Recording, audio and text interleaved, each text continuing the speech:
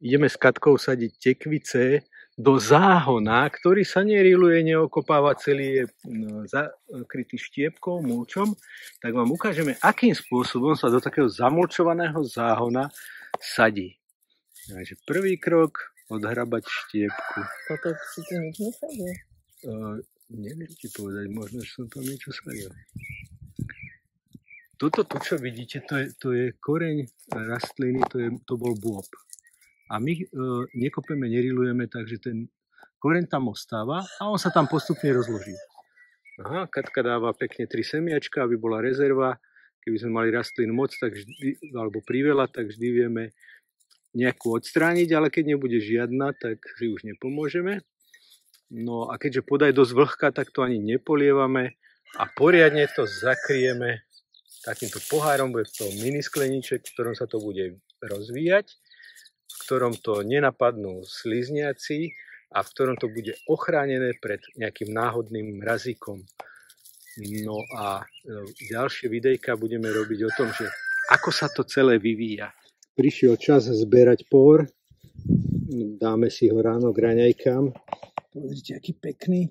Toto je ten prípad, kedy nedá sa nič robiť, treba pôdu narušiť, pretože ten pór si musíme odtiaľ vykopať. Ja som ho dal hlbšie, je pochopiteľné, že prečo, keď chcem mať túto bielu časť, čo najdlhšiu, tak musím dať ten pór hlbšie.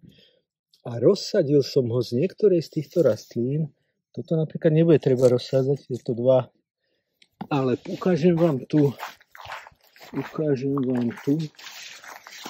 Tu je, že toto vyrastlo z jednej takej porovej cibulky, také ako cesnak.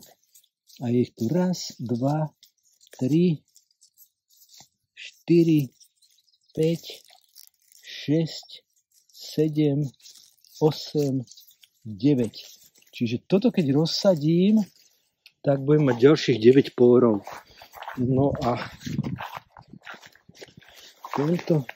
tohto krásavca sme odkopali a teraz ho takto pekne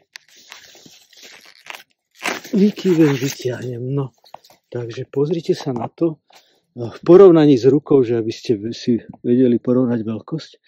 A pozrite sa na tie krásne listy. No, už sa teším. Mňam. Ešte raz sa pozrieme, ako je na tom naša barmatucha. Poďme si ju troška premiešať.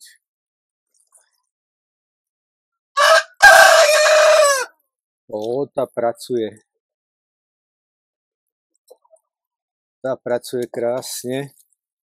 Dal som do nej aj pokosenú trávu, pretože chcem trošku hnojiva s obsahom dusíka pre mladé rastlinky.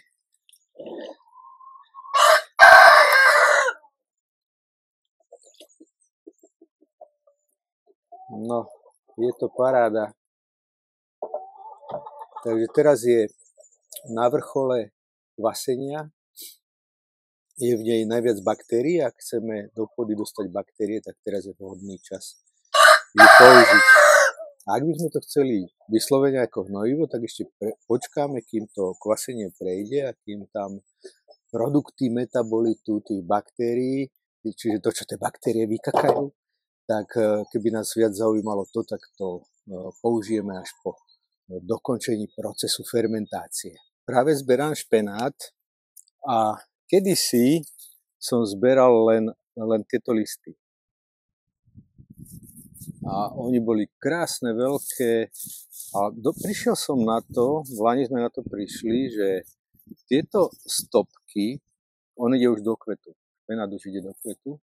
Tieto stopky, takto ukážem, takto. Keď sú mladé, sú ešte krehké, mäkké, úplne mäkké, krehké, šťavnaté, tak tiež sú vhodné na jedenie.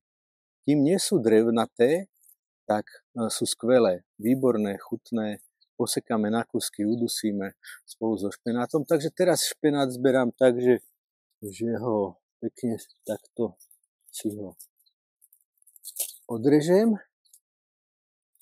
zoberiem a ponechávam, tu som moc nenechal, ale ponechávam také pazuchy, z ktorých potom vyrastie ďalšia rastlina. Napríklad tu rastie ďalšia rastlina. Tu je. Takže keď to takto zrežem alebo odtrhnem, tak táto rastlina bude pokračovať a zase bude s nej takáto stopka, ktorá, tuto to vidno, že je plná je šťavy, mladúčka, krehučka, výborná na jedenie. Tuto krásne vidno, tu vidíte stopku, ktorú som odtrhol už predtým a tu z tých pazuch vyrastajú ďalšie rastlinky. Takže takýto zber budem opakovať niekoľkokrát. Tieto rastlinky zase održem tu niekde, aby zostala táto pazucha a s nej pôjde znova ďalšia rastlinka. No a keď ten špenát, ktorý som vysieval na jeseň už skončí svoju púť a odrodí a už nebude dávať ďalšie listy, tak som na to pripravený, pretože tu mám vysiatý ďalší špenát, ktorý práve krásne vyrastá. Celkom slušná kôpka. K obedu bude dosť. No a čo je najlepšie k špenátu? No predsa voľské oko, ku ktorému materiál nám už tuto chystajú pani sliepočky alebo panie sliepočky. Ako hudých stráži a dáva pozor, aby sa nehádali, nebili a netrhali si perie. Vajíčka zhromažďujeme tu v špajzi a ono krásne vidno, aké sú rôzne tvary, veľkosti a farby. To je fascinujúce, že niektoré sú gulatejšie, niektoré sú také oválnejšie, farby ozaj rôznorodé, dokonca tieto, to sú kačacie, to znášajú kačičky. Tak materiál do špenátu alebo na voľské oko je nachystaný. Máme dve kačice a káčera. Tu vidíte jednu kačičku a káčera.